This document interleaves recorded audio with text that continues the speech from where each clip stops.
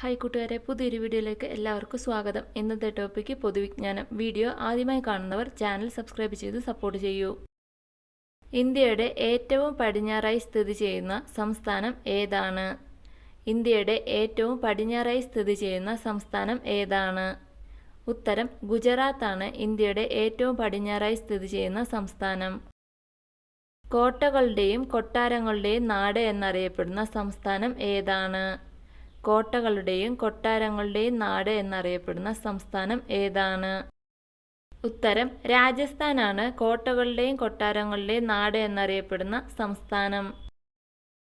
ആഗോളതലത്തിൽ മെയ് 12 ലോക നഴ്സസ് ദിനമായി ആചരിച്ചു തുടങ്ങിയ വർഷം ഏതാണ്?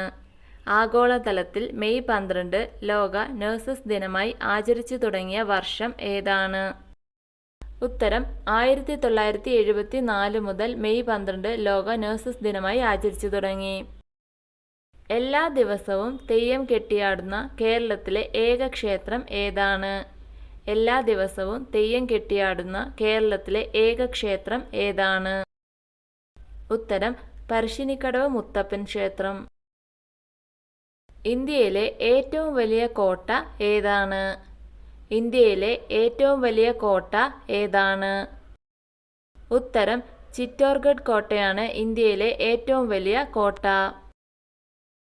ലോക നാടക ദിനം എന്നാണ്? ലോക നാടക ദിനം എന്നാണ്? ഉത്തരം മാർച്ച് 27 ലോക നാടക ദിനം. പഞ്ചായത്ത് രാജ് നിയമപ്രകാരം തെരഞ്ഞെടുപ്പ് നടന്ന ആദ്യ ഇന്ത്യൻ സംസ്ഥാനം ഏതാണ്? പഞ്ചായത്ത് രാജ് നിയമപ്രകാരം തെരഞ്ഞെടുപ്പ് നടന്ന ആദ്യ ഇന്ത്യൻ സംസ്ഥാനം ഏതാണ്?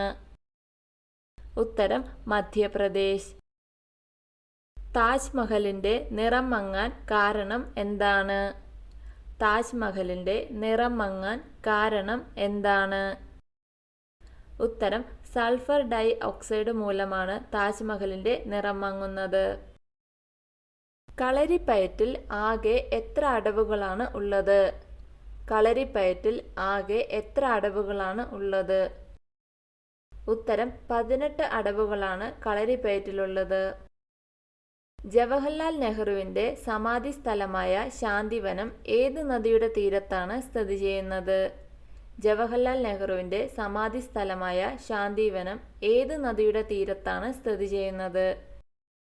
ഉത്തരം യമുന നദിയുടെ തീരത്താണ് ശാന്തിവനം സ്ഥിതി ചെയ്യുന്നത്. തമിഴ് വനിതയുടെ സംഗീതാലാപനം എന്ന ചിത്രം വരച്ചത് ആരാണ്? തമിഴ് വനിതയുടെ സംഗീതാലാപനം എന്ന ചിത്രം വരച്ചത് ആരാണ്? ഉത്തരം രാജ രവിവർമ്മയുടെ ചിത്രമാണ് തമിഴ് വനിതയുടെ സംഗീതാലാപനം. ഇന്ത്യയുടെ ദേശീയ ഗാനമായ ജനഗണമന ഏതു ഭാഷയിലാണ് രചിച്ചത്? ഇന്ത്യയുടെ ദേശീയ ഗാനമായ ജനഗണമന ഏതു ഭാഷയിലാണ് രചിച്ചത്? ഉത്തരം ജനഗണമന ബംഗാളി ഭാഷയിലാണ് രചിച്ചത്. കേരള കലാമണ്ഡലത്തിന് കൽപ്പിത സർവകലാശാല പദവി ലഭിച്ചത് ഏതു വർഷമാണ്? കേരള കലാമണ്ഡലത്തിന് കൽപ്പിത സർവകലാശാല പദവി ലഭിച്ചത് ഏതു വർഷമാണ്? ഉത്തരം 2007 കേരള കലാമണ്ഡലത്തിന് കൽപ്പിത സർവകലാശാല പദവി ലഭിച്ചത്. നാളികേര റിസർച്ച് ഇൻസ്റ്റിറ്റ്യൂട്ട് എവിടെയാണ് സ്ഥിതി ചെയ്യുന്നത്? നാളികേര റിസർച്ച് ഇൻസ്റ്റിറ്റ്യൂട്ട് എവിടെയാണ് സ്ഥിതി ചെയ്യുന്നത്? ഉത്തരം തിരുവനന്തപുരത്തെ ബാലരാമപുരത്താണ് നാളികേര റിസർച്ച് ഇൻസ്റ്റിറ്റ്യൂട്ട് സ്ഥിതി ചെയ്യുന്നത്. നാളികേര ദിനമായി കേരളത്തിൽ ആചരിക്കുന്നത് എന്നാണ്? നാളികേര ദിനമായി കേരളത്തിൽ ആചരിക്കുന്നത് എന്നാണ്? ഉത്തരം സെപ്റ്റംബർ 2 നാളികേര ദിനം. പവിഴപ്പുറ്റുകൾ ഏത് വർഷത്തോടെ നിർജീവമാകുമെന്നാണ് വിദഗ്ധർ പ്രവചിക്കുന്നത്? പവിഴപ്പുറ്റുകൾ ഏത് വർഷത്തോടെ നിർജീവമാകുമെന്നാണ് വിദഗ്ധർ പ്രവചിക്കുന്നത്? ഉത്തരം 2050 പവിഴപ്പുറ്റുകൾ നിർജീവമാകുമെന്നാണ് വിദഗ്ധർ പ്രവചിച്ചിരിക്കുന്നത്.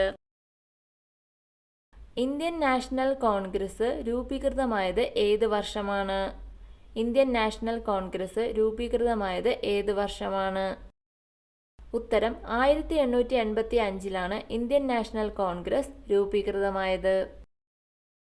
ഇന്ത്യയിലെ ഏറ്റവും പഴക്കമുള്ള വർത്തമാന പത്രം ഏതാണ്? ഇന്ത്യയിലെ ഏറ്റവും പഴക്കമുള്ള വർത്തമാന പത്രം ഏതാണ്? ഉത്തരം ബോംബെ സമാചാർ ആണ് ഇന്ത്യയിലെ ഏറ്റവും പഴക്കമുള്ള വർത്തമാന പത്രം. വീഡിയോ ഇഷ്ടമായ ലൈക്ക് ചെയ്യൂ. നിങ്ങളുടെ അഭിപ്രായങ്ങളും നിർദ്ദേശങ്ങളും കമന്റായി രേഖപ്പെടുത്തൂ. കൂടുതൽ വീഡിയോകൾക്കായി ചാനൽ സബ്സ്ക്രൈബ് ചെയ്യൂ. Thank you for watching my video.